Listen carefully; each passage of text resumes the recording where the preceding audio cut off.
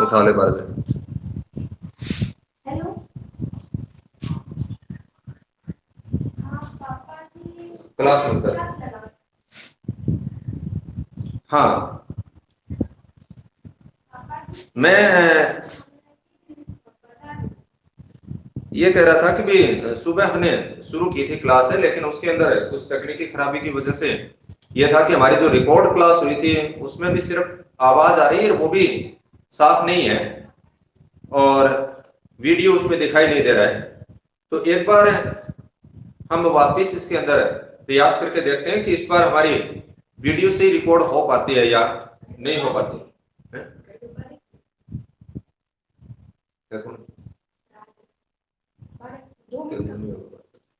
तो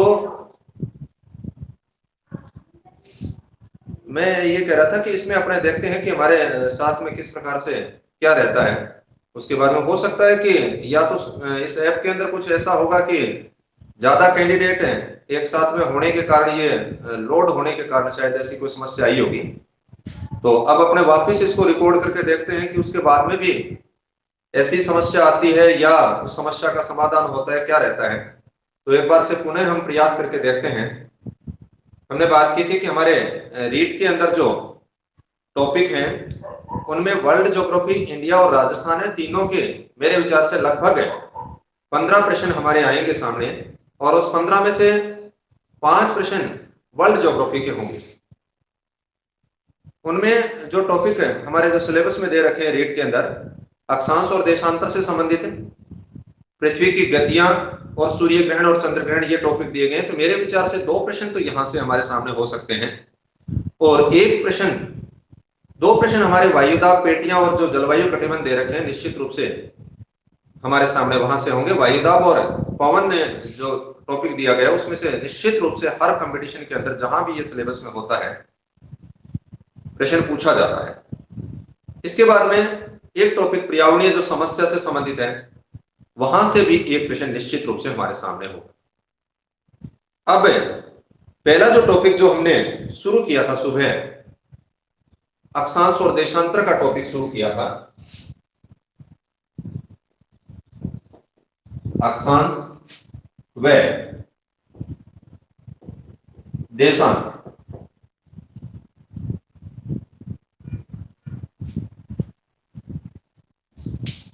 इस टॉपिक में से कैसे कैसे प्रश्न हमारे सामने पेपर के अंदर हो सकते हैं, यानी प्रत्येक टॉपिक आप जो भी पढ़ते हो उसके बारे में हमारे ये पता चलना चाहिए कि भी इस टॉपिक में से कैसे प्रश्न पूछे जा सकते हैं। यहां जो अक्षांश और देशांतर से संबंधित जो टॉपिक है, इससे संबंधित हमारे सामने प्रश्न कुछ इस प्रकार से हो सकते हैं। अक्षांश किसे कहते हैं? महत्वपूर्ण अक्षांश कौन से हैं या इनकी विशेषताएं क्या हैं, और अगला जो इनसे संबंधित हो सकता है, टोटल यानी कुल कितने हैं। 4 प्रकार के प्रश्न हमारे सामने बनेंगे। यही 4 प्रकार के प्रश्न देशांतर से संबंधित होंगे और यही 4 प्रकार के प्रश्न हमारे अक्षांशों से संबंधित होंगे। अब अक्षांश और देशांतर को पढ़ने से पहले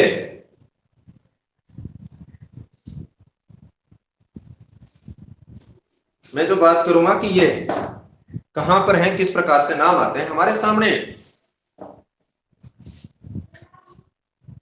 6ठी क्लास के अंदर जब हम होते हैं तभी ये शब्द आता है ग्लोब। अब ग्लोब के बारे में अगर मैंने क्लास में कई बार पूछा भी है, पूछते हैं तो एकदम से अचानक से उत्तर नहीं दे पाते, कि ऐसा मानते हैं कि पता नहीं कितना मुश्किल प्रश्न पूछ लिया होगा। बहुत ही साधारण सी बात है, फिर भी हम हिचकिचाते हैं क्योंकि हमने बहुत सारी बातें ऐसी हैं जो रटी हुई होती है। ग्लोब क्या है? एक मॉडल या प्रतिरूप। किसका मॉडल या किसका प्रतिरूप? पृथ्वी का मॉडल या प्रतिरूप जो है उसको ग्लोब कहते हैं।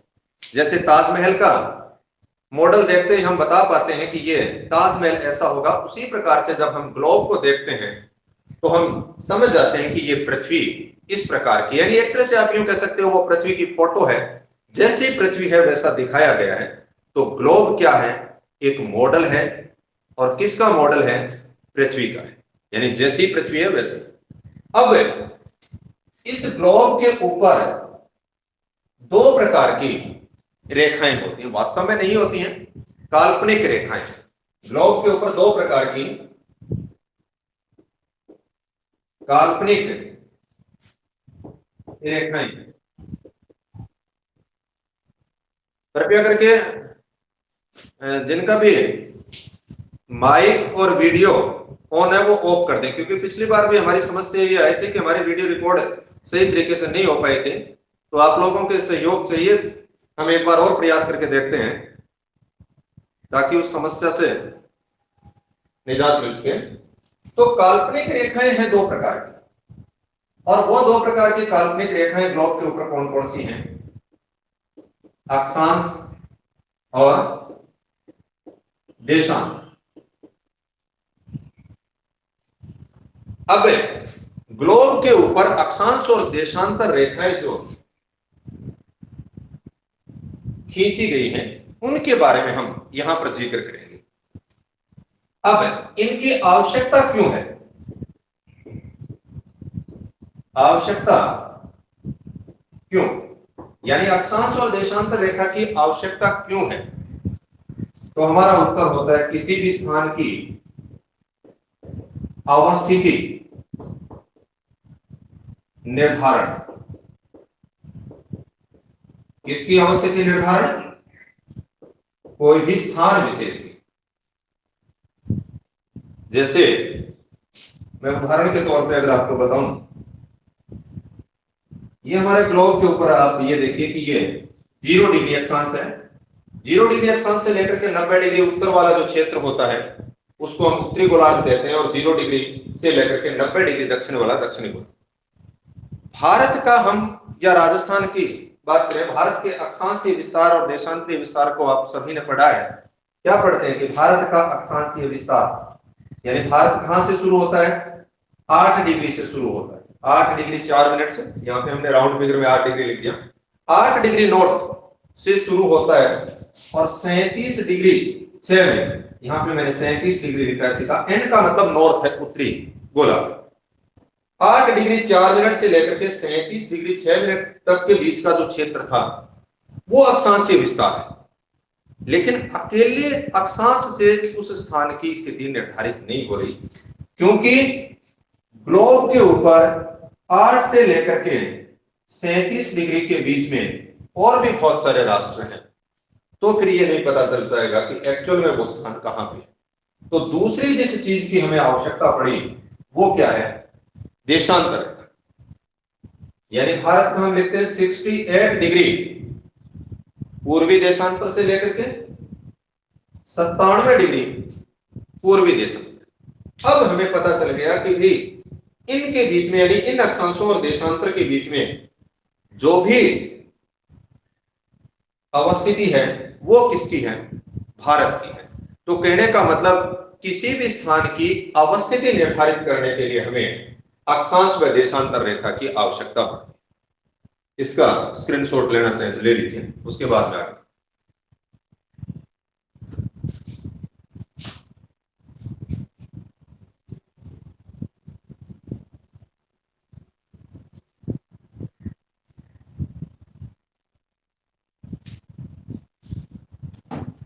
अब हम बात करेंगे अक्षांश से संबंधित।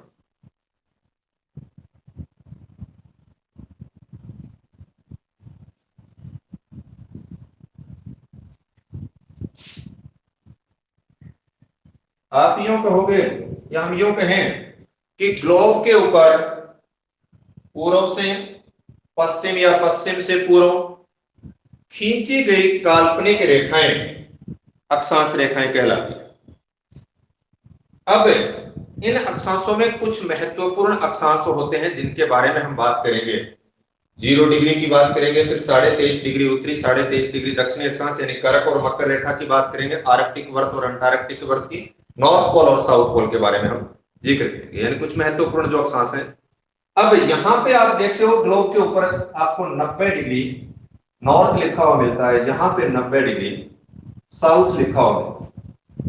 ये 90 डिग्री नॉर्थ से लेकर के 0 डिग्री के बीच का जो क्षेत्र है इसको हम उत्तरी गोलार्ध कहते हैं, उत्तरी गोलार्ध। और 0 डिग्री अक्षांश से लेकर के 90 डिग्री दक्षिण तक का जो क्षेत्र है इसको हम दक्षिणी गोलार्ध कहते हैं। अब बात ये आती है कि भाई ये हम यहां पे 90 ही लिख सकते हैं या इससे कम या ज्यादा होते हैं। तो अभी हमारे पास ग्लोब अवेलेबल नहीं है, लेकिन इस ज्ञान के माध्यम से हम समझने का प्रयास करते हैं। पूर्णतया ऐसी तो नहीं होती है पृथ्वी, क्योंकि ये तो एकदम वर्तीय रूप में दिखाई गई है, नारंगी के समान थोड़ी सी चपटी होती है उत्तरी और दक्षिण ध्रुव से।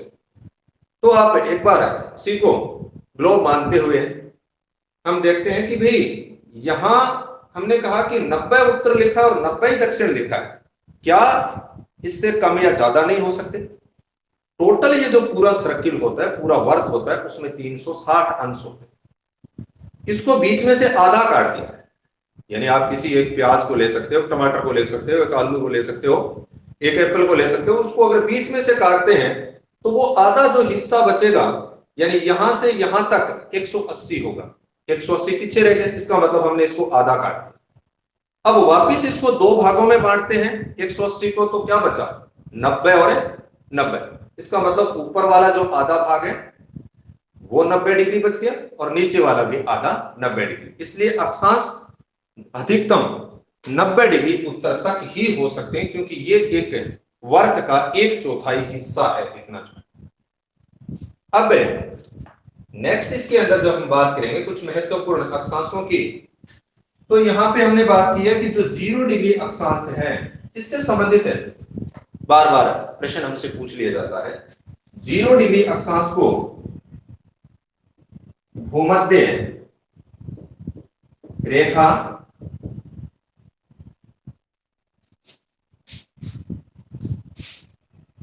यहां पे आप यूं लिख दीजिए, 0 डिग्री अक्षांश ऑब्लिक भूमध्य रेखा ऑब्लिक विषुवत रेखा।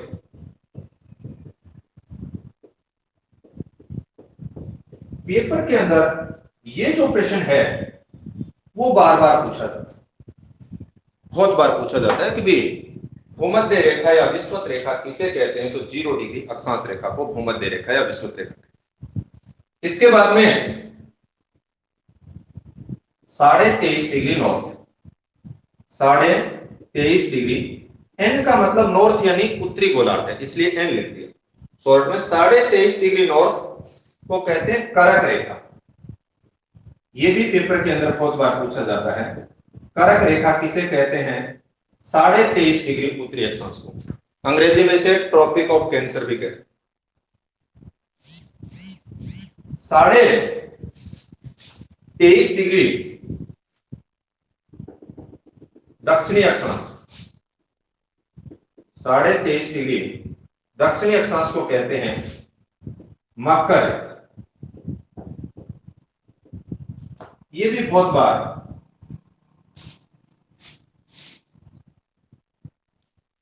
प्रश्न पूछ लिया जाता है।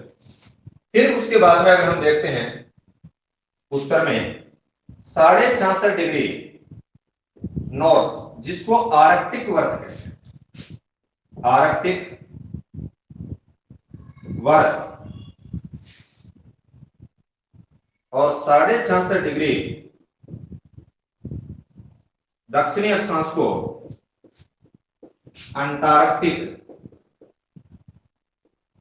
वर्त या रेखा कहते हैं। 90 डिग्री उत्तर को उत्तरी ध्रुव और 90 डिग्री दक्षिण को दक्षिण ध्रुव। यहां से तो पेपर के अंदर अगर बात करते हो तो ये 3 से संबंधित खास तौर से पूछे जाते हैं, कर्क रेखा के बारे में, भूमध्य रेखा या विषुवत रेखा के बारे में और मकर रेखा के बारे में। अब इसकी विशेषता से संबंधित हमारे सामने प्रश्न आते हैं, बहुत बार पूछे जाते हैं, वो देखें।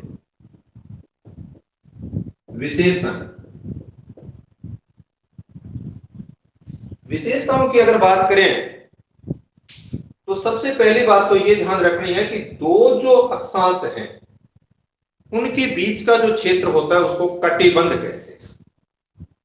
पहला बिंदु हमने यहां पे लिख दिया, कटिबंध। इसे कहेंगे दो अक्षांशों के बीच का क्षेत्र, यानी 0 से 1 डिग्री हो, से 2 डिग्री हो, से 3 डिग्री हो, 4 डिग्री हो, प्रत्येक अक्षांश के बीच का जो क्षेत्र होता है उसको कटिबंध कहते हैं। आप जब भूगोल के अंदर आगे कहीं भी पढ़ते हो तो आपके सामने ऐसे भी नाम आते हैं, उष्ण कटिबंध, शीतोष्ण कटिबंध, शीत कटिबंध। इसका मतलब कटिबंध का तात्पर्य है अक्षांशों के बीच का क्षेत्र। दो अक्षांशों के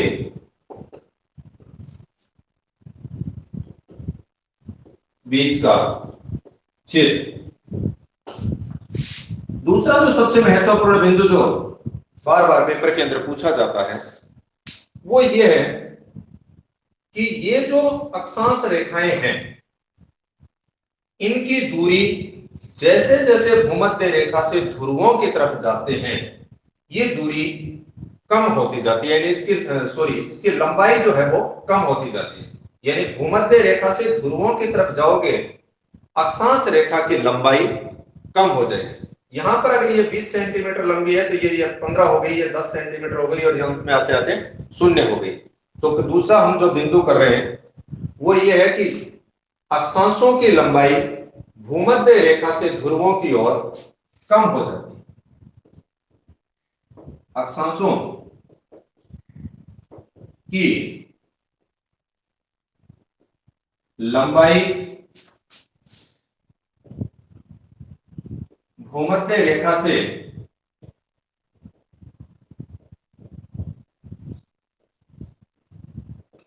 ध्रुवों की ओर कम हो जाती है। ये बार बार पूछ लिया जाता है। अगली जो हमें बात ध्यान रखनी है, दो अक्षांशों के बीच का जो गैप है औसतन दूरी जो है वो 111 किलोमीटर। कितनी है? 111 किलोमीटर। दो अक्षांशों के बीच की औसत दूरी कितनी होगी? 111 किलोमीटर। तो ये जो दूरी होती है वो लगभग बराबर होती है। लगभग बराबर कहने का मतलब होता है कि यहां पे अगर वास्तव में बात की जाए तो जो भूमध्य रेखा क्षेत्र है, भूमध्य रेखा के आसपास का जो भाग है वहां पर तो 110 पॉइंट है, यानी 0 डिग्री के आसपास है। अगर देखते हैं हमें तो वहां पर तो आप ये कह सकते हो कि 110.5 और यही ध्रुवों की तरफ बढ़ करके 111.7 हो जाती है, यानी थोड़ी सी बढ़ जाती है। क्यों बढ़ जाती है? पृथ्वी इस प्रकार से अगर इसको देखते हो ग्लोब को तो ऊपर और नीचे वाला भाग ऐसे थोड़ा सा दबा हुआ है, यानी चपटी है। तो पृथ्वी के चपटी होने का कारण तो यह हो गया कि भूमध्य रेखीय क्षेत्रों की तुलना में ध्रुवीय क्षेत्रों में दो अक्षांशों के बीच की दूरी थोड़ी सी अधिक है। लेकिन सामान्यतः आप यूं कहोगे कि दो अक्षांशों के बीच की दूरी लगभग समान रहती है, यानी भूमध्य रेखा से ध्रुवों की तरफ जाने, भूमध्य रेखा से ध्रुवों की तरफ जाने पर दूरी लगभग समान रहती है, लगभग समान रहती है। ये तीनों बातें हमें याद रखनी है और खासतौर से पेपर के अंदर बार बार ये पूछ ली जाती है, तो कहीं कंफ्यूज होने की आवश्यकता नहीं है। हमने कहा था कि दो अक्षांशों के बीच का जो क्षेत्र है उसको कटिबंध कहते हैं और भूमध्य रेखा से ध्रुवों की तरफ जाने पर अक्षांश रेखाओं की लंबाई कम होती जाती है। दो अक्षांशों के बीच की दूरी भूमध्य रेखीय क्षेत्रों से ध्रुवों की तरफ जाने पर लगभग समान रहती है। और अगर कभी इस प्रकार का प्रश्न आए, कथन उसने दे रखा हो पृथ्वी ध्रुवीय क्षेत्रों में चपटी होती है, कथन दे दिया, और कारण वो लिखता है कि भूमध्य रेखीय क्षेत्रों की तुलना में ध्रुवों पर दो अक्षांशों के बीच की दूरी थोड़ी अधिक होती है। तो कथन और कारण दोनों सही होते हैं और बात भी सही कर रहा है, यानी व्याख्या भी वहां पर वो करेगा, क्योंकि हमने लिखा है 0 डिग्री भूमध्य रेखा के आसपास 110.5 होता है, ध्रुवों पर 111.7।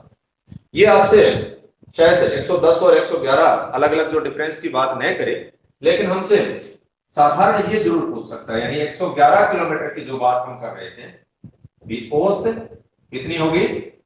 111 किलोमीटर। दो अक्षांशों के बीच की औसत दूरी कितनी पाई जाती है? तो 111। एक बार इसका स्क्रीनशॉट ले लीजिए, फिर उसके बाद में आगे बात करते हैं।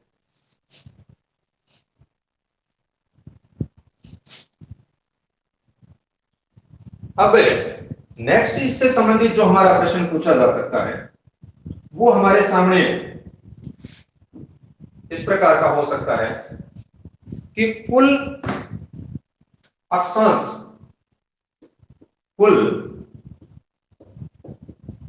से संबंधित प्रश्न कर सकता है और कुल अक्षांश वर्त या रेखा से संबंधित प्रश्न हो सकता है। ये प्रश्न बहुत बार विद्यार्थियों के द्वारा किया जाता है कि जी किसी के अंदर तो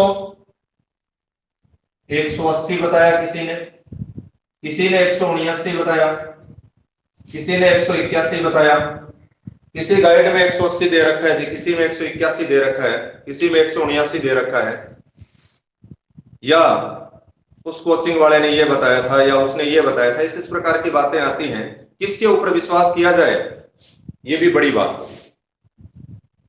तो आप खुद ग्लोब को देख करके खुद पता कर सकते हो कि एक्चुअल में कितनी होती है।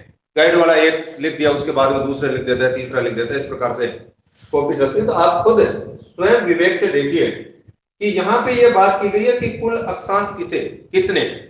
कुल अक्षांशों की अगर बात करते हो तो यहाँ 0 डिग्री से लेकर के यहां पर अगर देखोगे तो 1 डिग्री आएगा, 2, 3, 4, 5 करते करते 90 आ गए। इसका मतलब उत्तर की तरफ आप गए तो 90 डिग्री मैंने यहां पे लिख दिया एन, यानी नॉर्थ तक हो। फिर इसी प्रकार से प्लस आप 0 के बाद में 1 से लेकर के 1, 2, 3, 4 चलते हो तो 90 ही दक्षिण तक हो, प्लस 90 साउथ लिख दिया। प्लस बीच में एक अक्षांश और बच गया, और वो एक अक्षांश और कौन सा हो गया? 0 डिग्री अक्षांश, और वो आपका हो गया 0 डिग्री।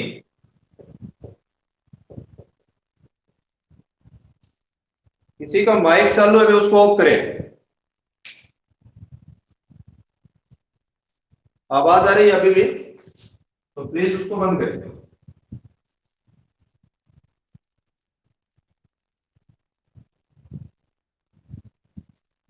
तो कुल अक्षांशों की अगर बात करती है तो हमने कह दिया कि 90 उत्तर में हो गए, 90 दक्षिण में हो गए, 0 डिग्री अक्षांश हो गए, तो टोटल हमारे कितने हो गए? 181। अब आपके ऊपर डिपेंड करता है कि आप उसको, फिर भी कुछ लोग ये कहेंगे जी उस गाइड के अंदर ये दे रखा है, वो दे रखा है। तो कुल अक्षांशों की अगर बात की जाती है तो आप ब्लॉक के ऊपर स्वयं देखना है, 90 उत्तर में हो गए और 90 दक्षिण के अंदर हो गए, एक बीच में 0 डिग्री हो गया। टोटल अक्षांशों की बात करेगा तो आपके सामने आएंगे 181। दूसरा यहां से जो प्रश्न हो सकता है, कुल अक्षांश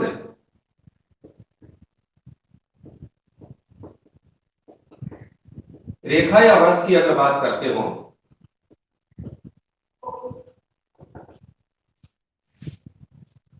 प्लीज माइक को बंद करें। कुल अक्षांश रेखा या वृत्त, उस कंडीशन में थोड़ा सा क्या फर्क पड़ता है कि रेखा किसको बोलते हैं। जैसे इस एक बिंदु को तो हम रेखा नहीं कह सकते, दो बिंदु यहां पे हैं, इन दोनों बिंदुओं को जब मिलाते हैं तो वो क्या होती है? एक रेखा होती। इसका मतलब नॉर्थ पोल और साउथ पोल, यानी उत्तरी ध्रुव और दक्षिणी ध्रुव, एक बिंदु के रूप में, तो ये तो रेखा नहीं। तब हम क्या करते हैं कि 181 में से माइनस कर देते हैं 2, और -2 कौन से हो गए? उत्तरी ध्रुव और दक्षिण ध्रुव। यहां पे मैंने लिख दिया एन व एस, नॉर्थ पोल और साउथ पोल। 181 में से 2 आपने माइनस किए तो आपका उत्तर बच गया 179। तो कुल अक्षांश रेखा या वृत्त की बात करता है तो हमारा उत्तर होता है 179। अक्षांशों से संबंधित एक महत्वपूर्ण जो प्रश्न और पूछा जा सकता है वो कई बार ये हो सकता है, अक्षांशों में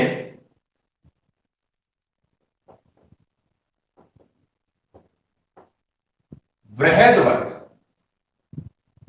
बृहद वर्ग, बृहद वर्ग उसको बोलते हैं जो पृथ्वी को 2 बराबर भागों के अंदर बांटता है। और अक्षांशों में केवल 0 डिग्री अक्षांश ही ऐसा है जो इसको 2 बराबर भागों में बांटती है। अगर इस गेंद की हम बात करें, यहां अगर आप 0 डिग्री वाले हिस्से से काटोगे तो आधा हिस्सा ऊपर और आधा नीचे वाला प्रॉपर यानी बराबर एक सिर्फ 0 डिग्री अक्षांश ही कर पाएगी। उसके अलावा ऐसा कोई भी अक्षांश वृत्त नहीं है जो पृथ्वी को 2 बराबर भागों में बांट पाए। तो यह प्रश्न कई बार पेपरों में पूछ लिया जाता है कि अक्षांशों में से बृहद वर्ग कौन सा है? तो 0 डिग्री अक्षांश है। और बृहद वर्ग कहते किसको हैं? बृहद वर्ग उसको कहते हैं जो पृथ्वी को 2 बराबर भागों में बांटता है। तो अक्षांश से संबंधित हमें 6-7 बातें याद रखनी है। सबसे पहले ग्लोब के ऊपर पूर्व से पश्चिम या पश्चिम से पूर्व की तरफ खींची गई काल्पनिक रेखाएं अक्षांश रेखाएं कहलाती हैं। उसमें सबसे महत्वपूर्ण अक्षांश 0 डिग्री अक्षांश है। 0 डिग्री अक्षांश को ही भूमध्य रेखा कहते हैं या विषुवत रेखा कहते हैं। 23.5 डिग्री उत्तरी अक्षांश को कर्क रेखा, 23.5 डिग्री अक्षांश को मकर रेखा, 66.5 डिग्री उत्तरी अक्षांश को आर्कटिक वर्ग, 66.5 डिग्री दक्षिणी अक्षांश को अंटार्कटिक वर्ग, 90 डिग्री उत्तरी अक्षांश को उत्तरी ध्रुव और 90 डिग्री दक्षिणी अक्षांश को दक्षिणी ध्रुव। 0 डिग्री अक्षांश से लेकर के 90 डिग्री उत्तरी अक्षांश के बीच का जो क्षेत्र होता है इसको उत्तरी गोलार्ध, और 0 डिग्री अक्षांश से लेकर के 90 डिग्री दक्षिण तक का होता है इसको दक्षिणी गोलार्ध। फिर हमने बात की थी कि इसकी विशेषता से संबंधित 3-4 बिंदु याद रखने हैं। 2 अक्षांशों के बीच का क्षेत्र कटिबंध, अक्षांश रेखाओं की लंबाई भूमध्य रेखा से ध्रुवों की तरफ कम होती जाती है। ये प्रश्न महत्वपूर्ण है, यहां पे थोड़ा सा विशेषता का ध्यान रखना। तीसरी जो हमने बात की थी कि 2 अक्षांशों के बीच की दूरी लगभग समान होती है।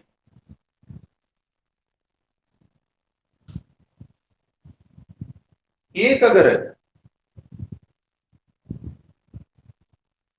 हाँ जी, मेरे विचार से जस्ट थोड़ा सा इस टॉपिक को पूरा कर लेते हैं और उसके बाद में आप पूछ लेना, ठीक है? तो उसके बाद में मैं ये कह रहा था, कई बार एक थोड़ा सा आगे की क्लास के अकॉर्डिंग हो सकता है पूछ ले, अगर ये कहें कि किसी भी जगह की अधिवास या वनस्पति किसके या मनुष्य का स्वास्थ्य, इस प्रकार का कई बार प्रश्न पूछ लिया जाता है, उसके ऊपर प्रभाव पड़ता है अक्षांश का या देशांतरों का। तो हम देखते हैं कि उसका उत्तर उस समय हम पेपर हॉल के अंदर सोच नहीं पाते हैं कि यार कैसा प्रश्न पूछ लिया, क्योंकि प्रश्न ही समझ में नहीं आ पाता। तो वो कह रहा है कि मानव स्वास्थ्य की बात कर रहा है, उसके अधिवास के ऊपर बात कर रहा है, वनस्पतियों के ऊपर बात कर रहा है, उसके ऊपर किसका प्रभाव पड़ता है? तो वहां उत्तर होता है हमारा कि अक्षांशों का। कैसे? कि जैसे ये जो निम्न अक्षांश है भूमध्य रेखीय क्षेत्र, यहां पर अलग प्रकार की क्लाइमेट होती है, जलवायु। जैसे आप मध्य अक्षांशों में जाते हो वहां पर अलग प्रकार की क्लाइमेट होगी और ध्रुवीय क्षेत्रों के अंदर अलग प्रकार की क्लाइमेट होती है, लेकिन इसका देशांतरों के ऊपर कोई फर्क नहीं पड़ता है। इसलिए अगर ऐसा कहीं और किसी प्रतियोगी परीक्षा के अंदर अगर आपके सामने प्रश्न आए तो आप इसको ध्यान रख सकते हो। रीट में मेरे विचार से इस प्रकार का प्रश्न नहीं पूछा जाए। अब नेक्स्ट हम बात करेंगे देशांतर से संबंधित। एक बात, अक्षांश और देशांतर रेखा का जो जाल होता है उसको ग्रिड के नाम से पुकारते हैं।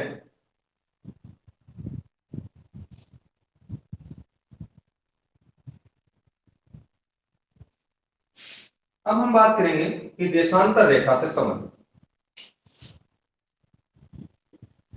देशांतर रेखा से संबंधित है हमारे दिमाग के अंदर जब हम बात करते हैं तो सामान्यतः अर्थों के अंदर अर्थ में हम कई बार ऐसे कह देते हैं कि ग्लोब के ऊपर खड़ी जो रेखाएं होती हैं उनको हम देशांतर कहते हैं।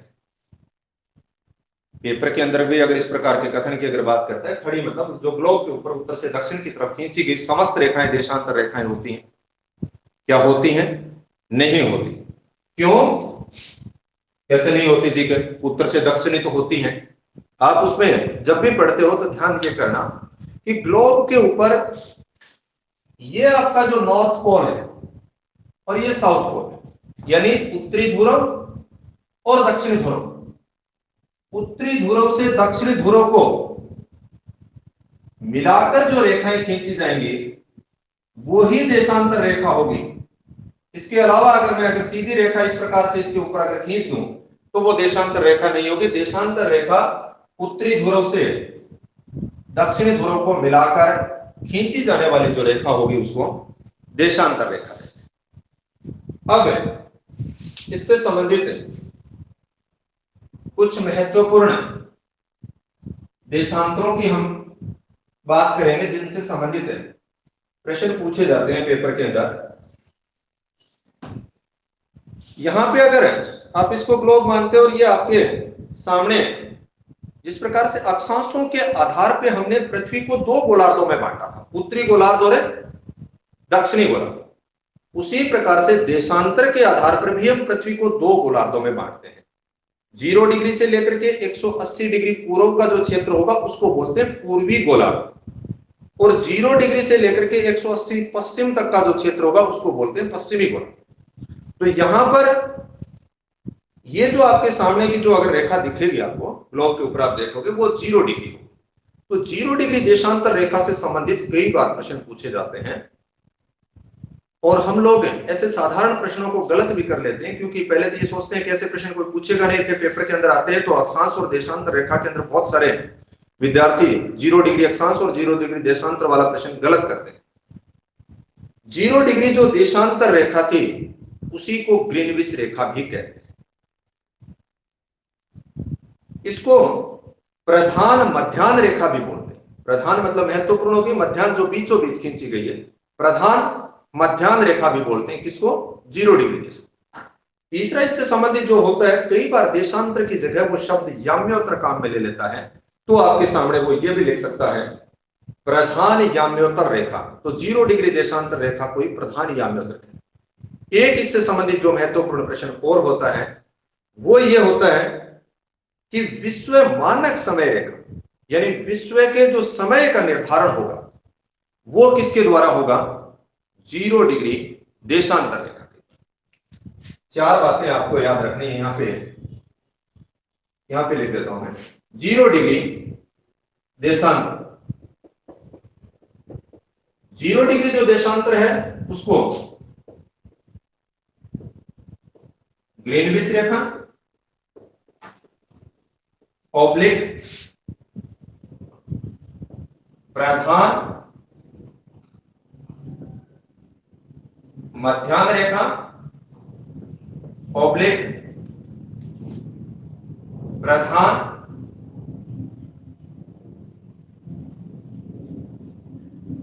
याम्योत्तर रेखा, ऑब्लिक विश्व मानक समय रेखा। यानी विश्व के अंदर जो समय का निर्धारण होता है वो 0 डिग्री देशांतर से होता है। यहां पे मैंने स्टार लगाया, इसका मतलब ये चारों बातें ही बार बार पेपरों के अंदर पूछी जाती हैं, अलग अलग प्रकार से पूछ लिया जाता है। हम ये भी कहते हैं जैसे भारत का समय 5.5 घंटा आगे ग्रीनविच रेखा से, किस प्रकार से वो गणना आगे जब समय निर्धारण करेंगे तो उसमें देखें सिर्फ 0 डिग्री देशांतर से संबंधित ये प्रश्न बार बार पूछे जाते हैं। तो इसको आप एक बार स्क्रीनशॉट ले लीजिए, फिर उसके बाद मैं आगे की बात करता हूं। अब 0 डिग्री जो देशांतर रेखा थी उसके जस्ट पीछे जो महत्वपूर्ण देशांतर है वो आपका आएगा 180। और 180 डिग्री जो देशांतर रेखा है, इससे संबंधित भी पेपर में बहुत बार प्रश्न पूछे जाते हैं। 180 डिग्री देशांतर से संबंधित, इससे संबंधित भी बहुत बार प्रश्न पूछा जाता है। अंतरराष्ट्रीय तिथि रेखा कहते हैं। क्या कहते हैं? अंतरराष्ट्रीय तिथि रेखा, यानी विश्व के अंदर समय का निर्धारण हो रहा था 0 डिग्री देशांतर रेखा से, और दिन व दिनांक का निर्धारण होता है 180 डिग्री देशांतर रेखा से। जैसे यहां आपके 0 डिग्री थी, इससे समय की काउंटिंग होती है, पूर्व में जाते हो, टोटल पृथ्वी यानी 24 घंटे के अंदर एक चक्कर लगाती है, तो यहाँ 0 डिग्री से लेकर के 180 वाला जो हिस्सा होगा 12 घंटे इस साइड के अंदर हो गए, और 12 घंटे ही पश्चिम की तरफ आते इस साइड से होते हैं। 12 और 12 24 घंटों का जो डिफरेंस जो आपका आएगा वो आता है 180 डिग्री देशांतर रेखा। ये सीधी भी नहीं है, टेढ़ी मेढ़ी भी है, लेकिन आपसे यहाँ पे इतना डिटेल में मेरे विचार से जाने की हमें आवश्यकता नहीं पड़ेगी, कहाँ पे किस प्रकार से मुड़ी हुई है, तो जरूरत नहीं है। लेकिन आप ये ध्यान रख लेना कि 180 डिग्री जो अंतरराष्ट्रीय तिथि रेखा है, इसमें एक बात ध्यान रखना कि ये महाद्वीपों का जो पार्ट है उसको छोड़ करके सिर्फ महासागर से गुजारी गई। और वो किस महासागर से गुजरती है? ये प्रशांत महासागर का जो क्षेत्र है उससे। लेकिन आपके लिए जो महत्वपूर्ण प्रश्न है वो यही है कि अंतरराष्ट्रीय तिथि रेखा किसे कहते हैं? 180 डिग्री देशांतर रेखा। इसका एक बार स्क्रीनशॉट ले लेना। अब आगे जो इसकी विशेषता से संबंधित महत्वपूर्ण प्रश्न जो हमसे पूछे जाते हैं, जिस प्रकार से अक्षांशों की विशेषता की बात की थी, उसी प्रकार से देशांतर की विशेषता की भी बात करेंगे। पहला अगर देखें तो ये जो दो देशांतरों के बीच का जो क्षेत्र है उसको बोलते हैं गोर। क्या कहते हैं? गोर। गोर किसे कहते हैं? दो देशांतरों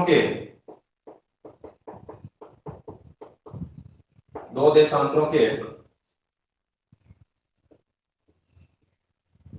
मध्य का भाग या क्षेत्र, उसको कहते हैं गोर। दूसरा इससे संबंधित जो महत्वपूर्ण जो हमारा प्रश्न बनता है वो गोर वाला तो हो सकता है आपसे पूछे नहीं पूछे, लेकिन ये दूसरी जो हम बात कर रहे हैं उसको हमें याद रखना है। याद रखने वाली कुछ वैसे विशेष बात नहीं है, क्योंकि अगर ग्लोब को आप देखते हो तो आपको हमेशा ही पिक्चर याद रहेगी कि जैसे जैसे आप भूमध्य रेखा से ध्रुवों की तरफ जाते हो, तो आप यहाँ पे देखना कि ये जो गैप अगर मैं यूं कहूं कि 10 सेंटीमीटर का है, तो यहाँ पे आकर के ये 5 सेंटीमीटर का हो गया, फिर 3 सेंटीमीटर, 2 सेंटीमीटर, एक और अंत में 0 हो गया। तो दो देशांतरों के बीच की दूरी भूमध्य रेखा से ध्रुवों की तरफ कम हो जाती है। यहां पर इस एरिया के अंदर ये दूरी 111 किलोमीटर होती है। भूमध्य रेखा के ऊपर कितनी है? 111 किलोमीटर। और यही दूरी 0 डिग्री के ऊपर आपने कहा कि ये दूरी 111 किलोमीटर के आसपास होती है औसतन, और लगभग 60 डिग्री के आसपास अगर जाते हो तो ये 55.8 किलोमीटर, और ध्रुवों पे जाकर के ये 90 डिग्री के ऊपर जाकर के 0। प्लीज माइक ऑफ करें। यहां से आपसे कोई ये काउंटिंग नहीं पूछेगा, सिर्फ एक ये याद रख लेना कि भूमध्य रेखा क्षेत्र के अंदर या 0 डिग्री अक्षांश के ऊपर दो देशांतरों के बीच की दूरी कितनी पाई जाती है? 111। ये डाटा भी हमें याद रखने की जरूरत नहीं है, सिर्फ ये समझाने के लिए प्रयास किया गया है कि भी ये दूरी इस प्रकार से घटती जाती है। तो हम ये कह सकते हैं दो देशांतरों के बीच की दूरी भूमध्य रेखा से जैसे जैसे यानी 0 डिग्री से लेकर के आप 90 डिग्री की तरफ जाओगे तो वो क्या हो जाएगी? कम हो जाएगी। यानी उनकी दूरी क्या हो जाती है?